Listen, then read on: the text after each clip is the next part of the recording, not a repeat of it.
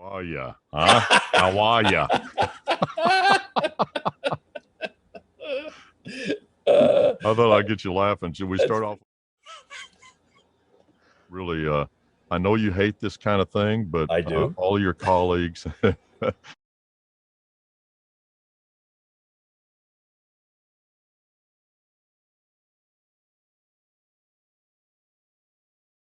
Yeah. But really, it's an honor to be here with the founder and creator of Masterclass. Oh, but one thing I would love to know is where were you born? I was actually born in South Philadelphia. Hey, man, love Philadelphia. Really love Yeah. South Philadelphia. Yes. We've got some tremendous memories down there. We sure do. Some great times. And how did you get into music? Being from South Philadelphia, they were, infatuated with Mario Lanza, but other singers. They were tenor freaks. My family, Gigli and Delmonico and Corelli. They forced me to get violin lessons, which didn't turn out so good because, as a kid, and I couldn't go to anybody. I thought I broke the violin. All I did was I broke the string. And I didn't know you can go to the store, go buy a string, put it on. So, and it just so happened to be that Joseph Primavera was my violin teacher in 4th grade. Oh, wow. Yeah. So I was ducking him for about 2 months. And because I was embarrassed, I really seriously thought, that's how stupid I was. I thought I broke the violin.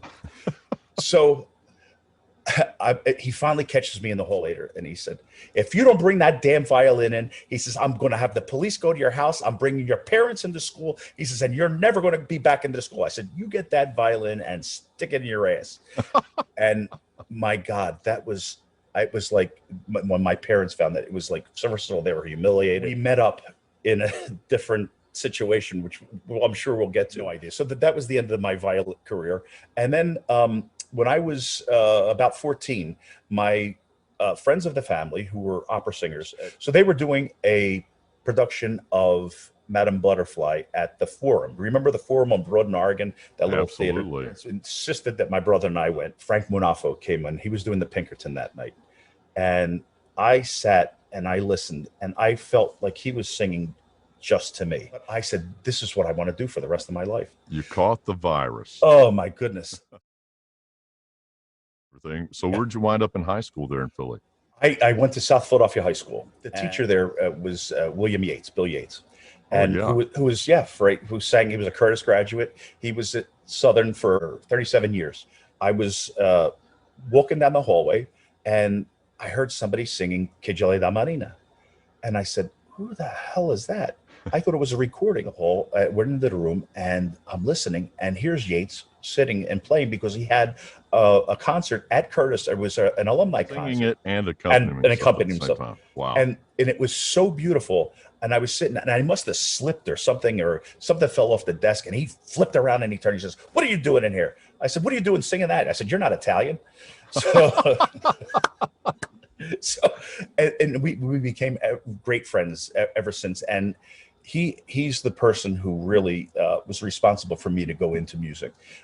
He made me a pact that he would give me free voice lessons every day in school if I decided to go and take this as a career. And he gave my brother and I voice lessons every day after school for the 3 years that I was at South Philadelphia High School to get me into the Philadelphia College of Performing Arts, where I got my undergrad and my graduate degree.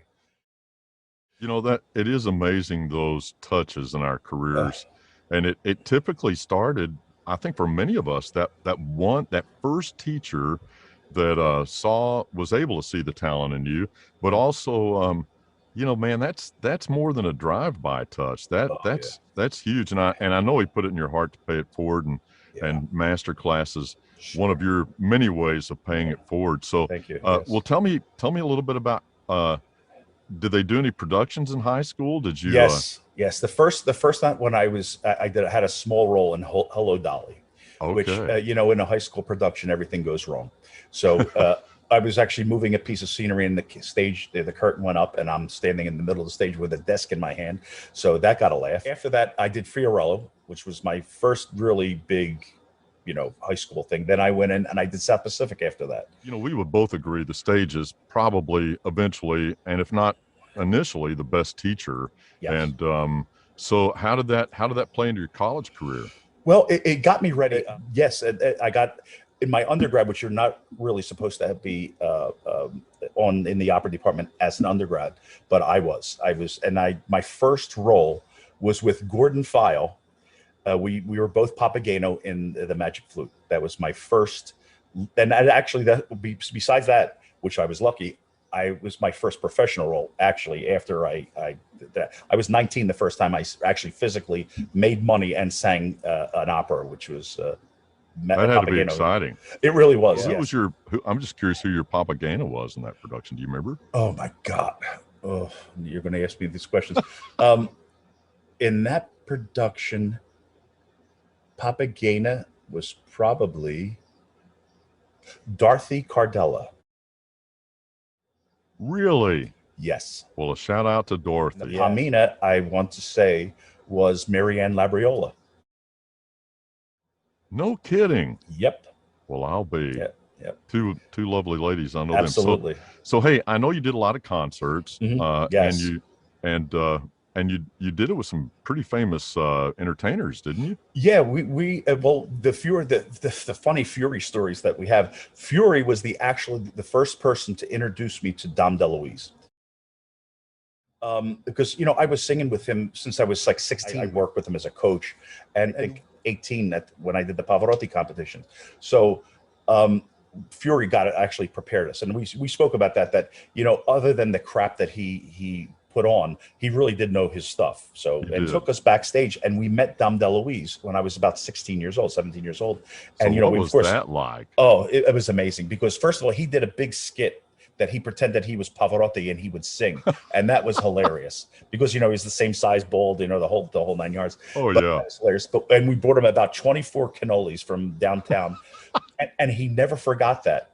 My brother and I were singing for Capitol Records. He came literally running up to us and gave us hugs because he remembered it. And and then after that, we stood in touch for a long while. But there was so many people there. I mean, like that's where I met Lou Rawls, Ruth Buzzy. Oh my God, there's so many. Catherine Narducci from The Sopranos. There's so many. The guy that played Fiorio, Federico. He's an artist. He's just wonderful people. So we were amongst the crowd at such a very young age. But my favorite of all was probably Pat Cooper. And he did one thing for us as young singers that I don't think anybody has ever done. We were singing concerts. It was Arturo Coppola, who was of course the famous carpet, and then my brother and I were in the middle, and Pat Cooper closed the show. Rose of Pawtucket in Rhode Island. So these half-assed so-called gangsters were running this.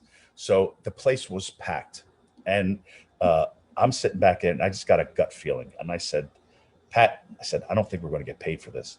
And he got, what? What do you mean? What do you mean? Because he gets, and the way he was on stage was the way he was off stage.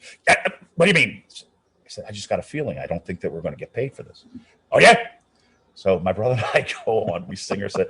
He runs out of the dressing room, does his 45 minutes, comes running off, takes his jacket off, and runs in the office. And I turned around and he says, go get your money.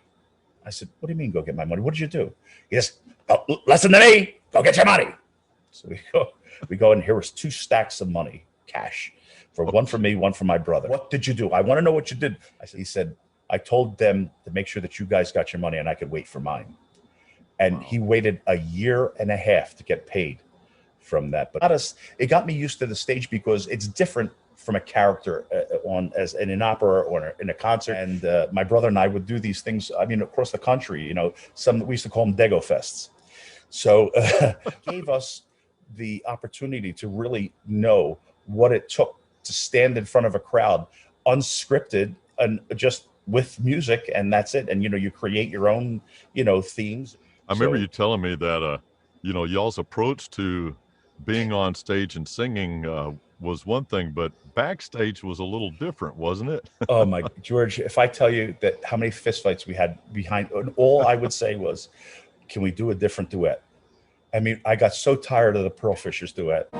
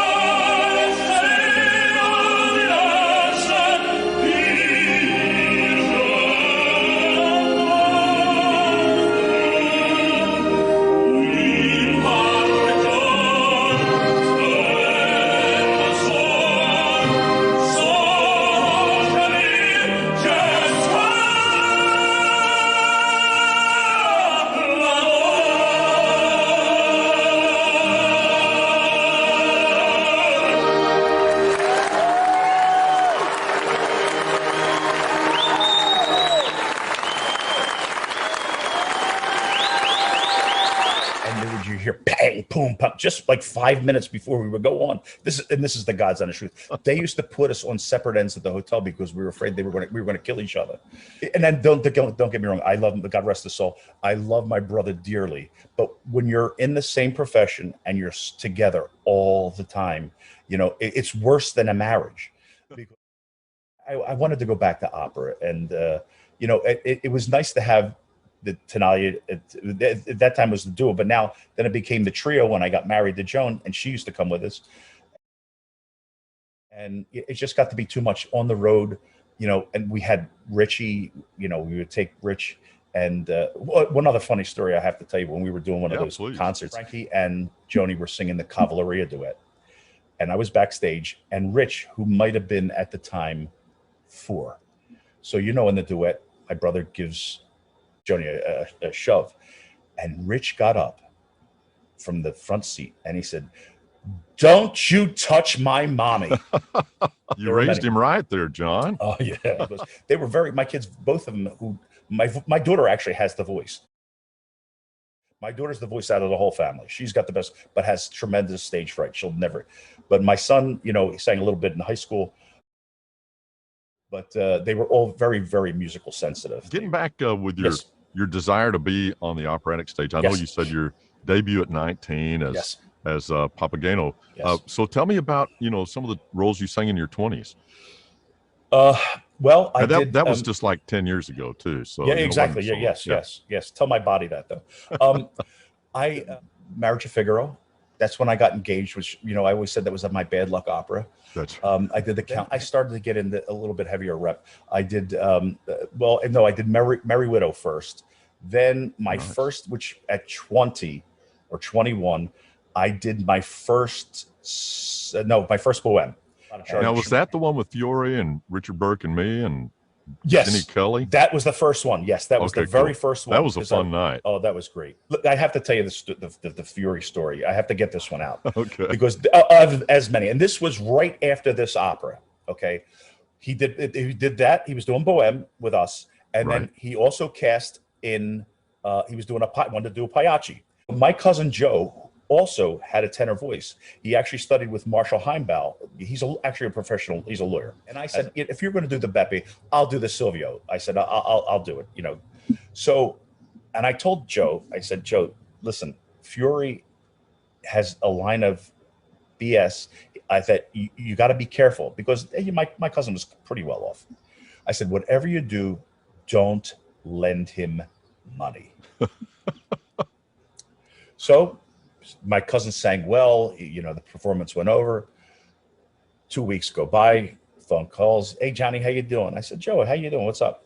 He says, "You're going to get mad at me." I said, "Well, what's the matter?" He said, "Well, you told me not to lend Fiore money, and I did. I lent him $2,000. I said, "Are you nuts?" I said, "What's wrong with you?" So I said, "Okay, I'll take care of it." My brother and I rented a U-Haul truck. We went to his studio on, it was 1618 Spruce Street at the time. Went up, pulled the U-Haul, rang the bell, and Maestro Fiore, how are you? "Tenaglia, come upstairs." So go upstairs. My brother goes on one side of the piano. I go on the other side of the piano. We start taking the piano out the door. And he says, whoa, whoa, whoa, whoa, what's going on? He said, I said, well, you borrowed $2,000 from my cousin Joe. I said, and you haven't paid him yet. You said you were going to pay him right after the opera. He hasn't gotten paid. So we're going to take the piano, and when you get the $2,000, we'll give you back your piano. No, no, no, no. Victoria mailed the check. I said, okay, we'll wait until Tuesday. This was like a Saturday afternoon. So Tuesday, he had the money. So he never actually, and we never spoke after that. Okay, so you're doing the Count and Figaro. Yes. And I guess, is Joni doing the Susanna? She did the Susanna at the time. Okay. So were you like 21, 22 when you got married? I was 22 and a half, maybe 20. I might have been 23. What was staying on the road like, and being away from home so long? Well, it took its toll. Not, I was fortunate. Joni understood because she was a singer. What happened was my father had passed away. And it was in 1994 or 5. And I was contracted until 2000, I think, I want to say. And my father was my best friend. It really took its toll. And then, I couldn't leave my mother by herself because at that time she just started to get, we didn't know it. We didn't even know what Alzheimer's was. Oh. And now you're talking about a brilliant woman, from a woman who was amazingly brilliant, starting to lose it. And so we had her move in with me. And this is one of the reasons why I say I could do anything on earth that I want, because I had my mother and my mother-in-law would live with me at the same time. So I know I am going right to heaven. Gosh. The two kids. Yeah. And the last thing I sang was, I think it was Traviata. I don't know, Cincinnati or somewhere. And I said, what the hell am I doing? And, I was just at that point where things were starting to get good. Yeah. And, and I had, my management, they didn't want me to stop. And they said, why don't you just take a break and then come back? And I said, you know what? It's not worth it. As much as I had the love that I had for the stage, and I had the love, and I felt so honored to sing that music that, of these geniuses. And, listen, was it always great, singing? No, because I was, at the time, by the time I was 30-ish, 34, I just started to really come into my own. And, I lost the drive, I guess. I didn't lose the passion for music. I think I just lost the drive to do it. And unfortunately, I sang afterwards, and I tried to, come back, and it was a different business from the time that I left to the time I started to come back, which would have been 2000. Well, Rich would have been in high school, so like 2007. So and it just wasn't the same business. It was, and it had changed a lot. Yeah. And when I came back, and this new, I guess you want to call them, regime, had no idea what I've done and who I did it with. And I just, it actually turned, I just had a bitter taste in my mouth. And I said, you know what, I'm better off going out the way I did, because I sang what I wanted to sing. I still sang with a lot of, like you, I've met great people. I have great people in my life to represent my career. And I was fortunate. I was very much more fortunate than I was deserving of the jobs that I got. Because, when you're in your 20s, like you said before, the voice is not really, vocally sound as it should be. And, that's one of the mistakes that I made, because, let's face it, Traviata, I was doing when I did my first Traviata, I was probably 22. And the tenor that I was singing with was 40. Mm-hmm. So, there was as much makeup as, you want to put on me. I'm not 50 years old. I mean, because of the way I sang, I guess I got through it at that age. Now, now I sing, I can do it with my eyes closed, but you're really not ready for that kind of, I guess, experience. But fortunately enough, I did it, and I got through it. So was it always great singing to me? If I look back now and listen to it, I'd have to say no. I have to say, going back with those people, the lineage that came through our career, and then it kind of changed in the mid to late 90s, if you will. But those guys, they took great care of us. They Yes, wanted that to go on. There was a lot of absolutely. and we did. There was no, I mean, jealousy really wasn't a part of it. They were just excited that we were young and Sure, singing, sure. and so, well, with that, I know that those colleagues played a huge part in your Oh, life with the absolutely. Yeah, relationships. But yeah.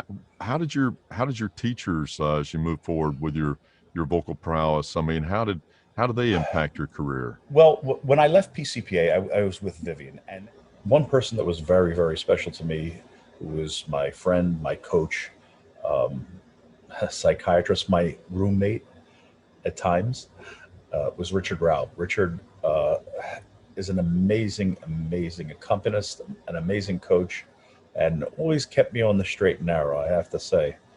And then, he from PCPA, he went to AVA, and he's been there for many, many, many years, and a dear, dear, dear friend. And then, directly after that, I went to sing with Richard Barrett. Actually, I studied with Richard Barrett for a few years. The problem with Richard, and it had nothing to do with his teaching because he was really, really correct. It's just that I was too young to get it, Hmm.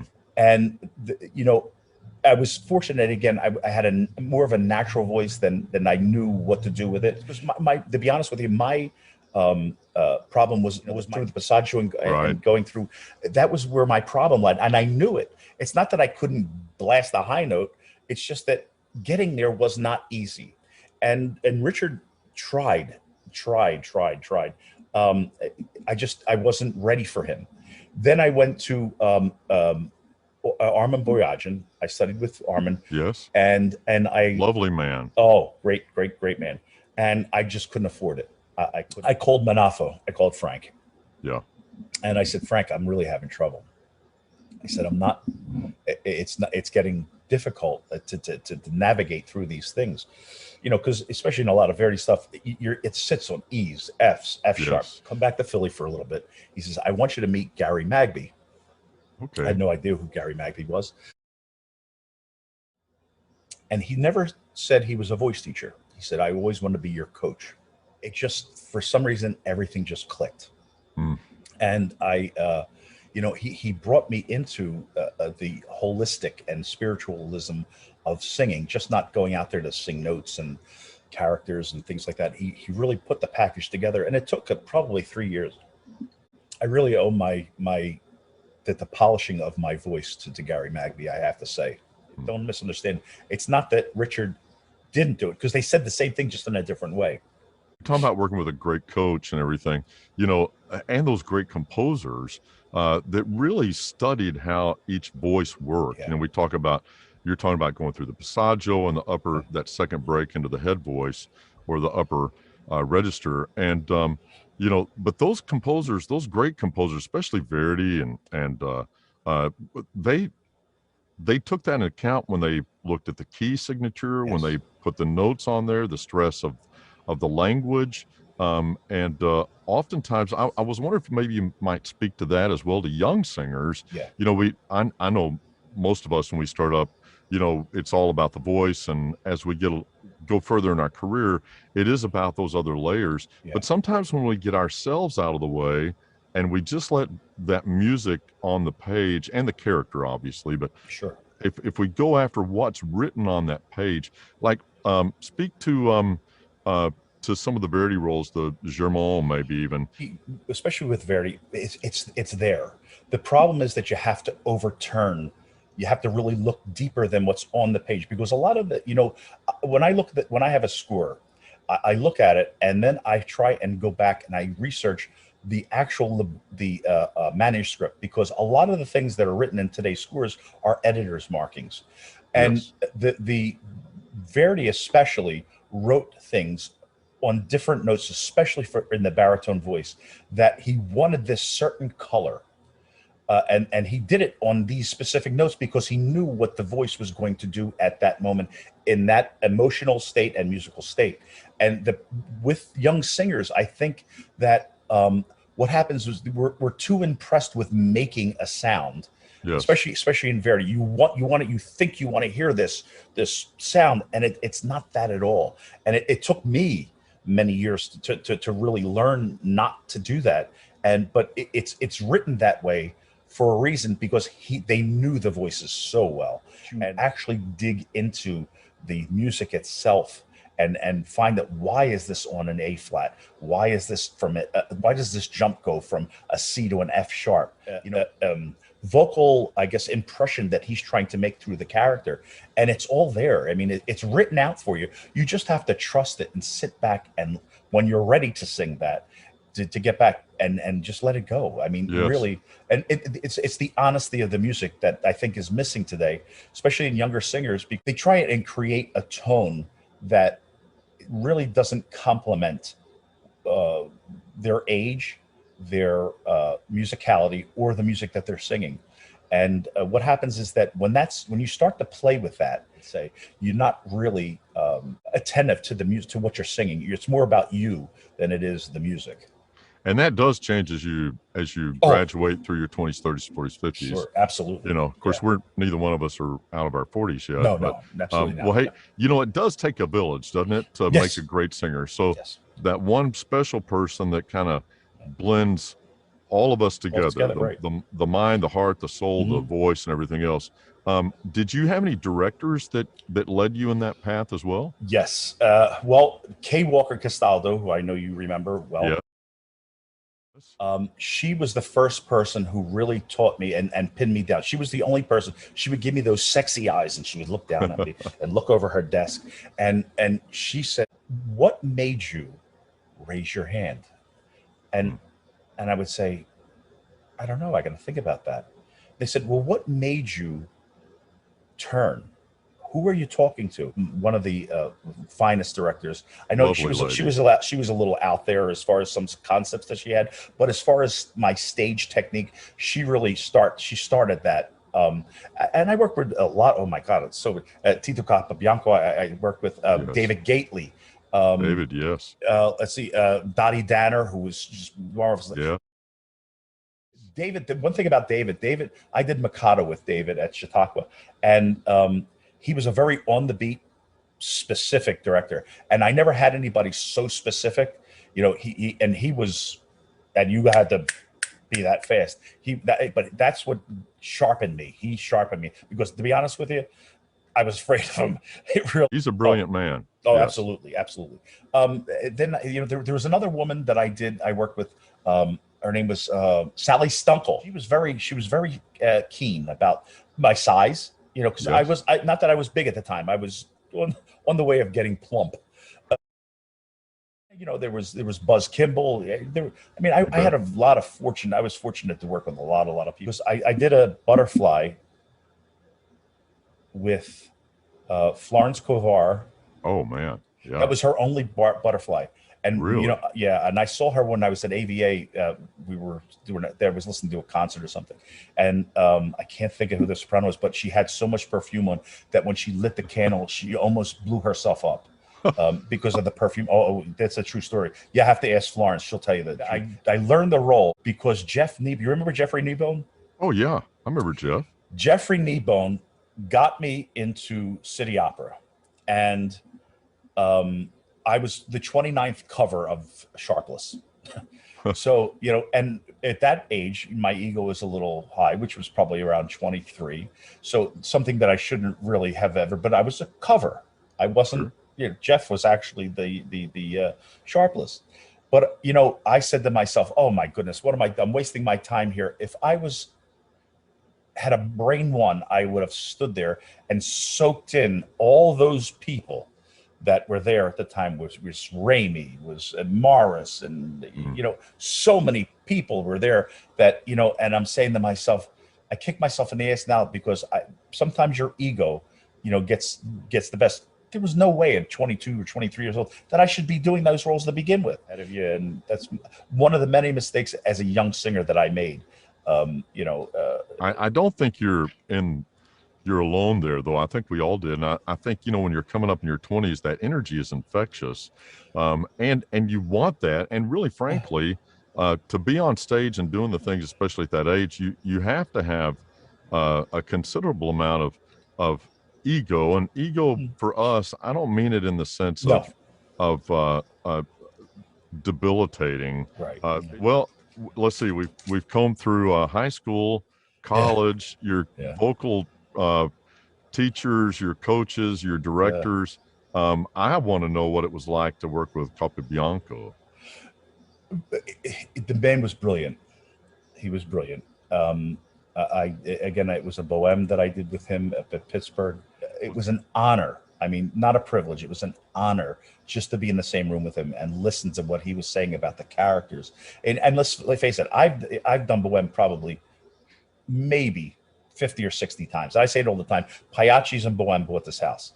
So it's just the insight that he did and why. When you would sit, when I would watch him work with Mimi in the fourth act when she was dying, I couldn't help but cry.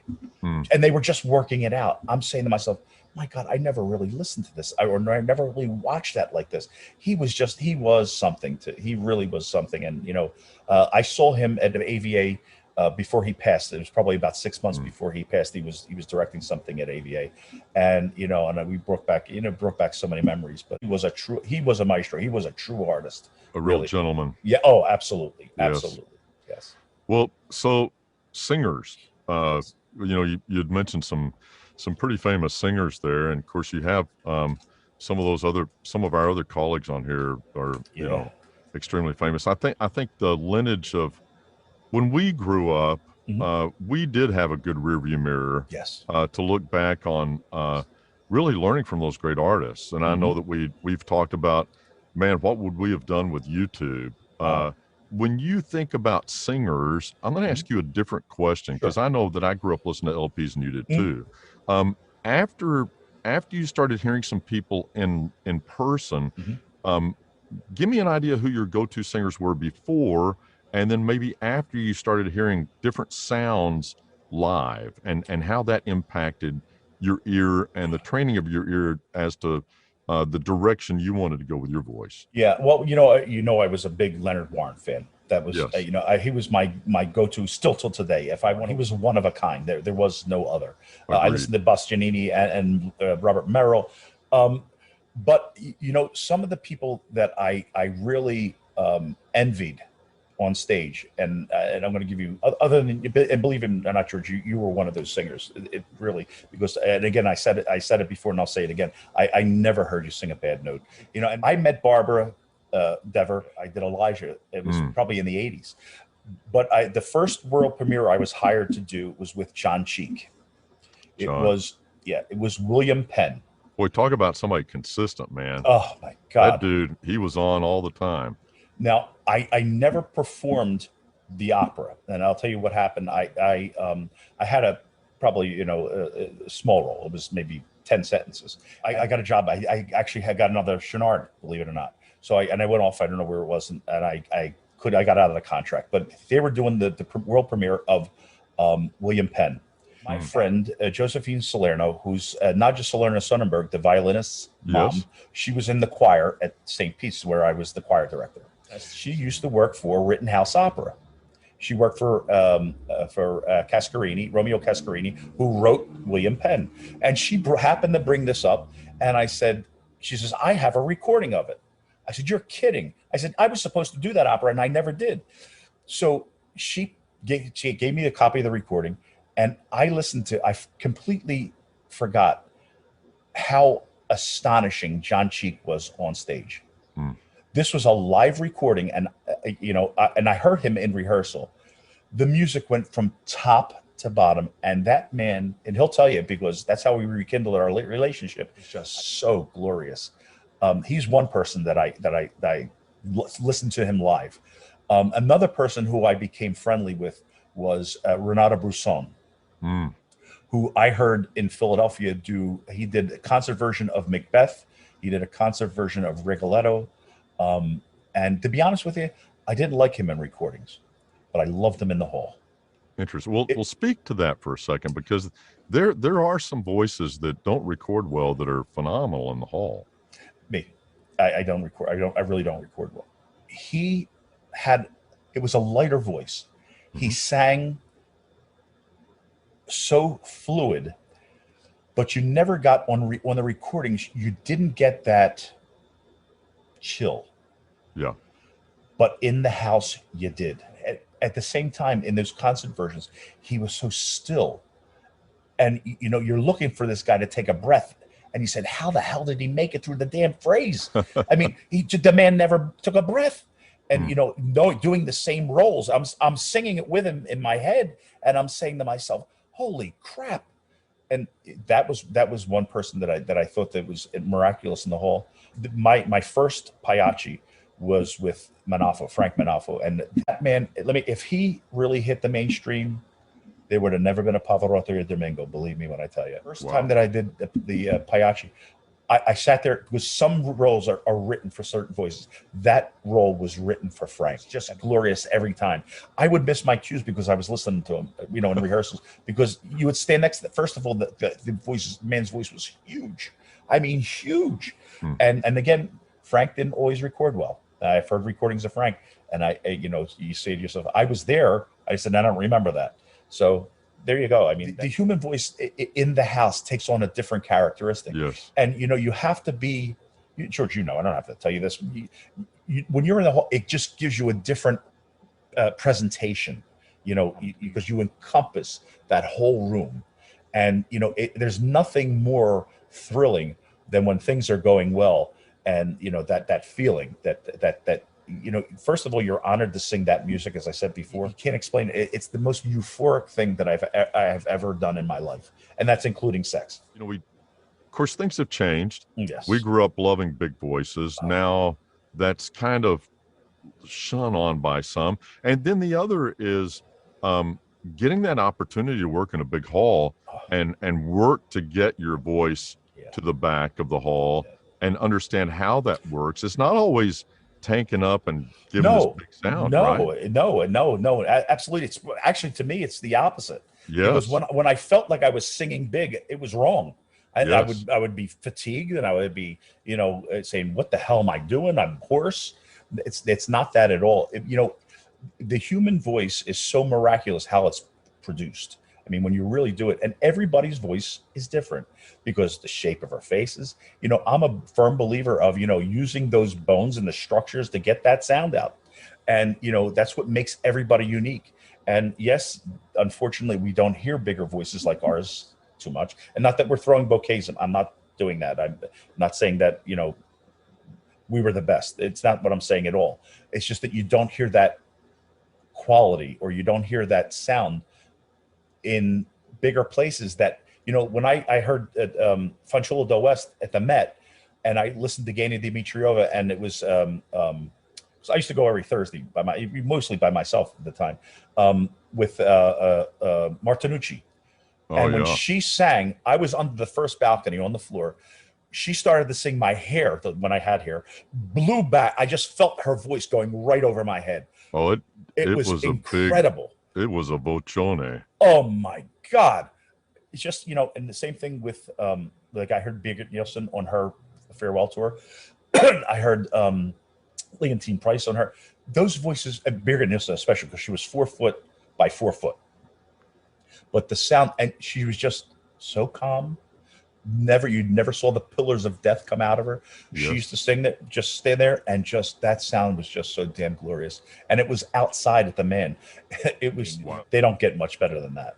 We did. No, I agree, and I think all of the young singers, if they could, if they can go hear as much live singing as they can, that there's a lesson in that.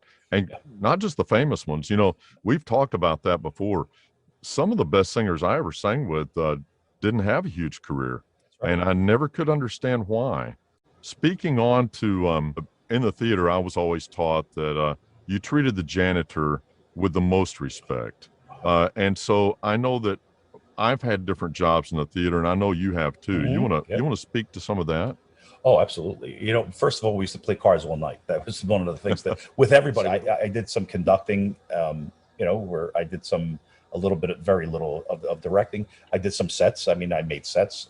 I don't think I've ever talked down to anybody. And doesn't that give you like this different perspective, doesn't it? This great respect for those around you that made that performance Yeah, possible, really, because I absolutely. mean, it really is a magic thing coming together. There's so many people behind the scenes that never get recognized, and I always I made it a point to go back to them and thank them for what they did. Even the people that used to paint the sets, I would go back there. I'd say, "Do you need help?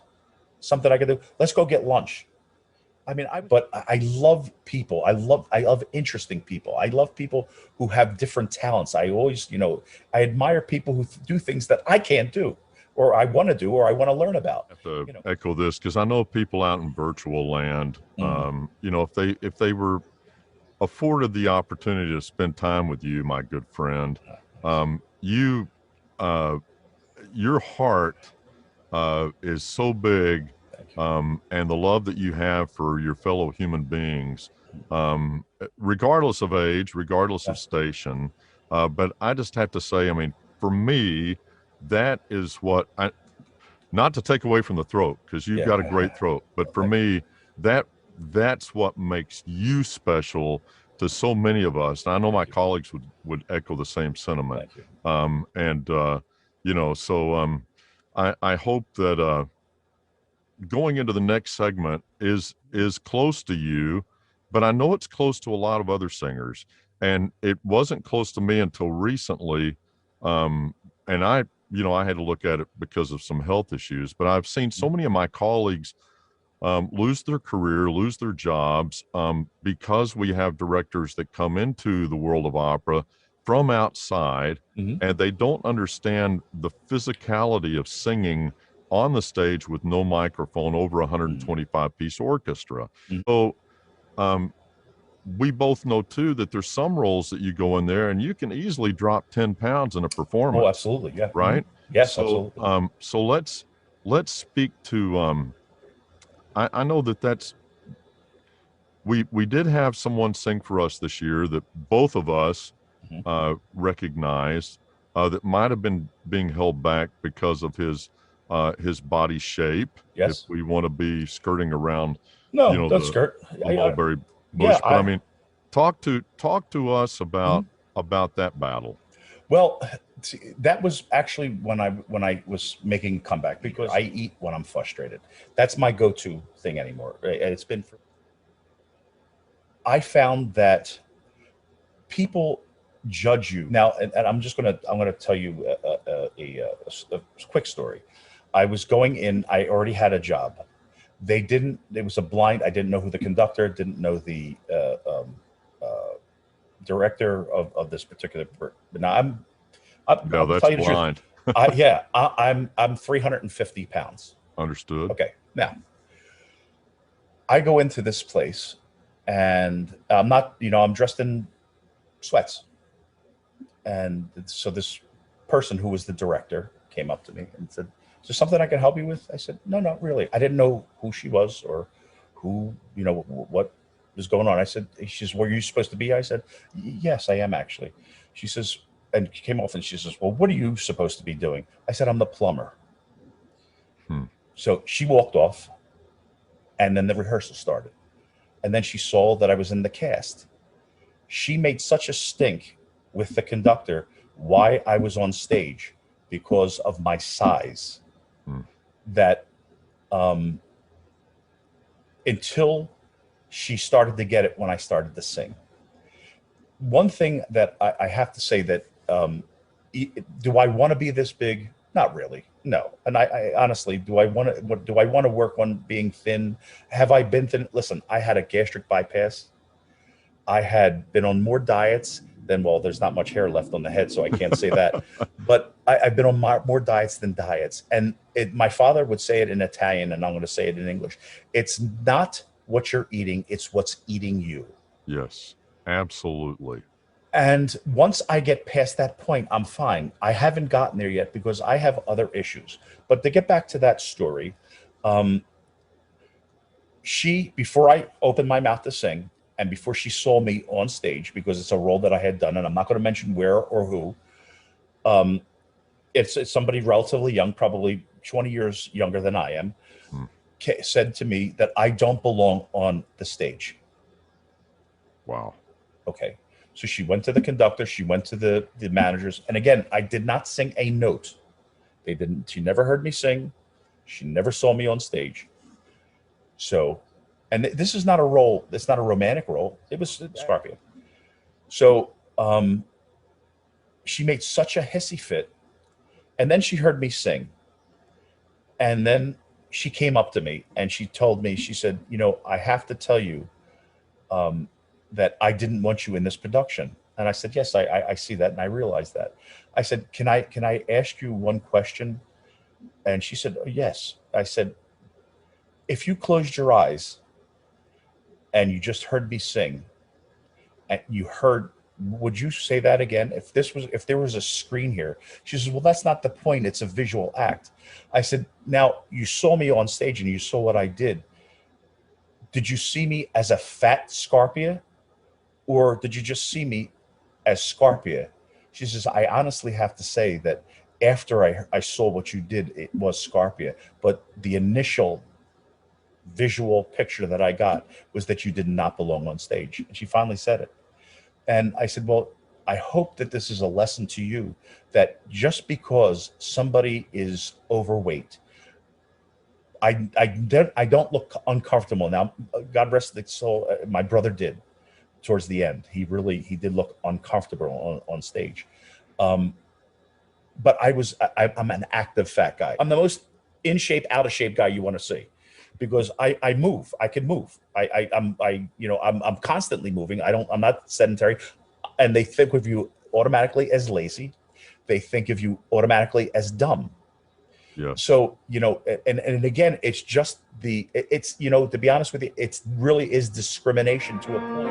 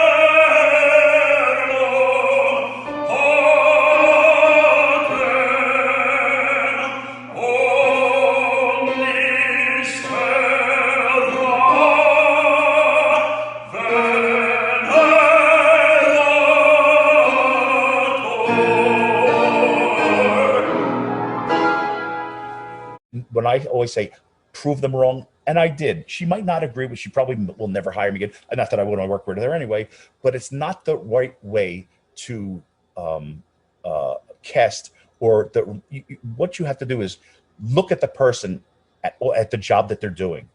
If they can fill that position, it doesn't matter. Look at when Deborah Voigt was Yes. at her best. And listen, Pavarotti, he was thin like I was when we first started.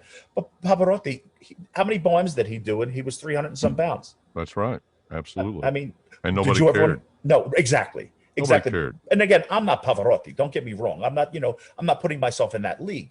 But I was a better actor than Pavarotti. I'll tell you that. I can honestly say. I'll tell the truth. You are prettier. And I have Pavarotti stories too. I can tell you, Blue. Bet you But do. oh my God! But anyway, it's just I was hurt. I was devastated. I don't see myself as ugly to anybody, And I think that, you know, my personality doesn't warrant that discrimination or that hatred. It's really hatred. It is hatred. And there was a director, and I was not heavy at all, that said that if I didn't lose, it was somebody in, I'm not going to say his name. When I left Chautauqua, I was probably in shape, and I was big. I was 270, but I was in shape. I was built. And they said, well, you have to lose 30 pounds because you won't be able to fit in the costume, or we can't hire you. I said, then don't hire me. Don't hire me. You know, I think when we get around those people, you know, first of all, I saw a lack of imagination in our opera world. There was huge imagination before, and there was also understanding of what it took to get there. But I think the other element that's left, and possibly at times was not there even back in the golden era, and that's treating people like a human being. I think if we can, first of all, these young singers that are coming up, there's so many different things to battle. Some people can see our battle. Other things are internal that people can't see.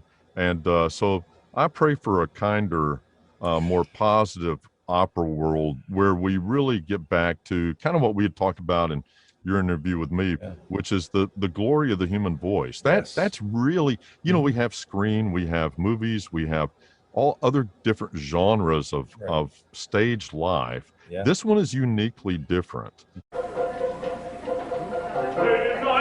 I'm lying wide awake. I cannot fall asleep. I've got a bellyache. Left over me, though, smothered with rage. Sits inside my stomach like a brick made of lead. I left my dear wife's recipe is still a mystery. Her cooking tortures me. Rancid severity, irregularity. Constant suggestion is my lot tonight. I am searching for a better life, a most appealing meal made without my wife. I can see it in its heavenly form, in the oven keeping warm. It's time to eat it, it's time to eat it. Pasta with cream sauce in a casserole, broccoli soup, hot boiled roll. Tenderloin with pork with rice that's wild. Look at me, I'm truly a child. And for dessert, at dinner wine. Else by myself I'll die. Nothing frozen, nothing in a can. My ways are evil, I am a natural man. Bring your brother, bring your cousin too, and I'll make a little stew or barbecue. I love to chew. Hamburgers, hot dogs, mother's apple pie, Ben and Jerry's ice cream, chicken to fry. I love my things I love to eat. All I do is eat. An apron and a pan, a can of lard, fried chicken meat on guard. Hot jelly donuts, eaten by the score, rat cakes with mustard, lobster in galore. I devoted all my life to food, boiled, roasted, or stewed. I'm growing the cuisine right out the door. Lights are quite aboard. Yes, another bag of more. Yes, another bag of more.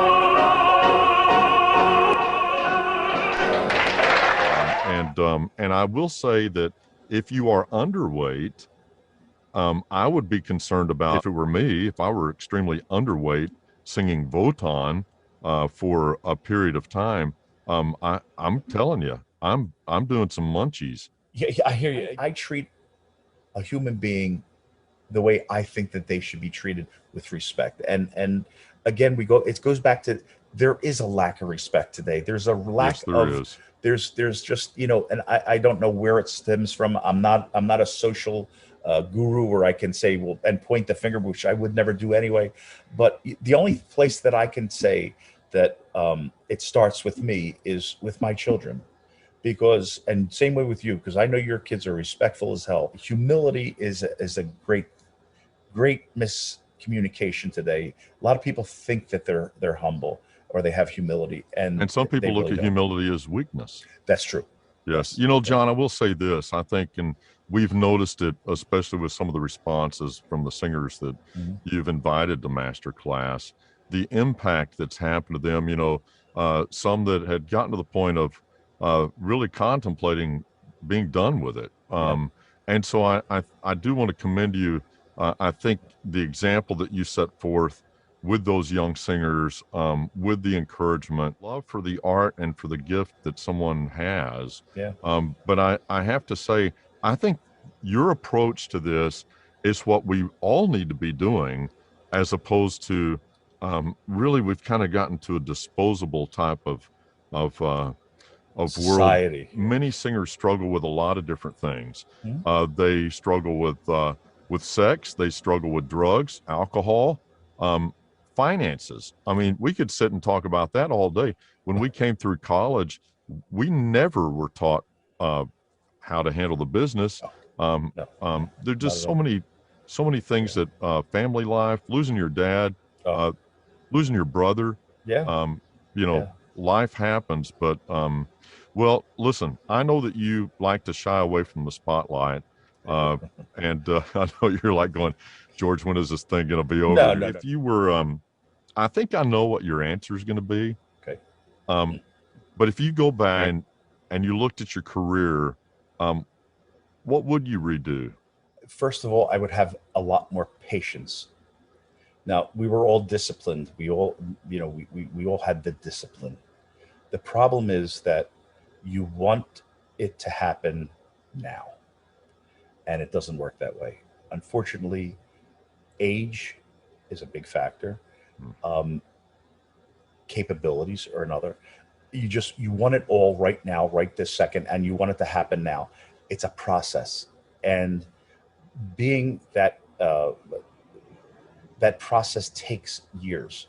And a lot of people are fortunate that they can sing early and get away with it. Most people need to be patient and let things happen naturally. You can't force something to happen. And that's when you get into trouble. And because what happens, you start creating tones, or you start creating a way of singing that takes a long time to get out of. And if I had to do it over again, I would have waited. I would have waited. I would have stayed. And we didn't talk about this, but I have to say that when I left PCPA, Bahan wanted me to study with him, and he wanted me to go to AVA. And so Richard, arranged this thing. So they backdoored me. They tried to backdoor me into AVA. Hmm.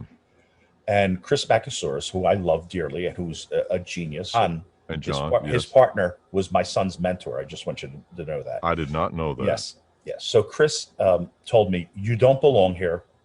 You didn't audition properly. You shouldn't be here." And of course, me being me, I turned around and I walked out because I was having a career. If I Right. was smart, I would have stood in school. I would have did more apprentice programs. I would have took my time until it was really my time to sing, because that's the most important thing for me, is that if I had to go back and do it again, I would have waited, and I didn't. I was because again I was hired. Why, I don't know. I really don't know. Maybe because they thought it was like. And then again, I'm not throwing bouquets at myself. I'm not. But I did a lot of big things at a young At a age, very yes, you and did. and I got through them. But if I listen to them now, and I would say, "Oh my God, how the hell did I listen to this? Who hired me to do this?" That's what the big patience, and determination that things will work out.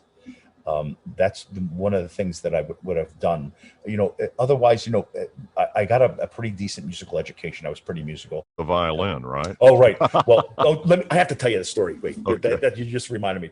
So I'm doing Papageno at PCPA. Okay.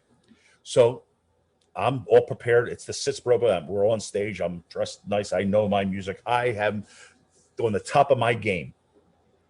Who walks in? Oh no. Joe Primavera. And I said, no, he'll never remember. He'll never remember. And I'm saying, oh shit, he's going to remember. Oh my God. So he came in with a cigarette, put his score on the stand, and he looks up. He says, Tenaglia. He said, you know, this kid told me to stick the violin up my ass when he was in 4th grade. I was mortified. That I was in the cast with. I love to have fun. And, you know, do you remember Gordon File? Yeah.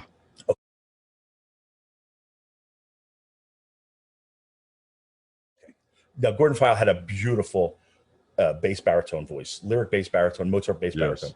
And we would always play practical jokes on each other all the time. And I'll tell you one story. Now, Gordon was a little older. So I was we were still in PCPA. I was maybe 18 or 19. And we were doing this Handel opera. And Gordon had to sing this low D. Now, at our age, at that age, who has a low D that's really going to, you know, rock the walls? So he struggled with it, and then he admits it. So I made it worse. So we had these tights and a dress-like kind of outfit, like a what do you say, Robin Hood kind of outfit. Yes. So what I did was I got a paper clip and I put it on the bottom of my costume, and I put the string through and I pulled it up here, and I had it in my hand. So now every time that he would go down for the low D, I would pull the string and the front of my costume would raise. Now my back was to the audience. So now see, he would go, and he would look at me and he would get so pissed. So now we're doing Aida with one of the symphonies. Ricky was doing, in fact, Ricky, it was Ricky Burke. It was doing the Radames. I was doing Amonasro. Donna Roll was the Aida. Yes. Gordon was either the king or I forget what role he had. Rumpus or whatever. Rumpus, yeah. Well, there's 2 bass rolls in there. Yeah. So it was concert version. This was the best of the best. He got me, and this is, let me tell you something, one of the funniest things that has ever happened to me in my life. So we're on stage. Okay. There was the performance for the patrons. Now, in this triumphal scene, I always had trouble with the I never could get all the damn words in. I said, man, damn, and I was trying so damn hard, and I finally got it. So we're at the performance, and we're standing there, and Gordon has his music up, and he says, Tenaglia. I said, what? He says, look at what? And this is where it's coming up in the second act, you know, my line. Oh, yeah. And he says, look, hurry up. And I turned my head. The son of a bitch had a bow tie that came out and spun around. And I'm ready to sing this part, you know, Fakor, and I lost it. I think Jerry Fisher was the conductor, and Jerry's going, he one saw it, but me. It was one of the funniest things that I've ever had happen to me, ever. I mean, that was funny. That was funny. Well, I have to say, man, you know, there's nobody that loves to laugh with you more than me. I said, you know, Stephen, out of all the conductors that I work with, which were hundreds, he was one of the most, and I always had respect for him because he took the time to come to me out of everybody and said, how can I help you? And that's the problem today, because if it's not instantaneous, nobody's going to take the time to do it. And that's shame on them, because I think the other thing too, though, is they don't know how to help. No, that is true. That is true. Family to me was worth more than anything, any money that I've ever made, any music that I've ever done. And that's just the way that I was raised. And I'm sorry if it offends people that my family came first before my career. But you want to know something? I was blessed, as you were, to have 2 beautiful boys, beautiful wife, Penny, and a beautiful family. And so do I. I have a son and a daughter. There is nothing better than your children's success. And That's right. I would cut my cords for my kids.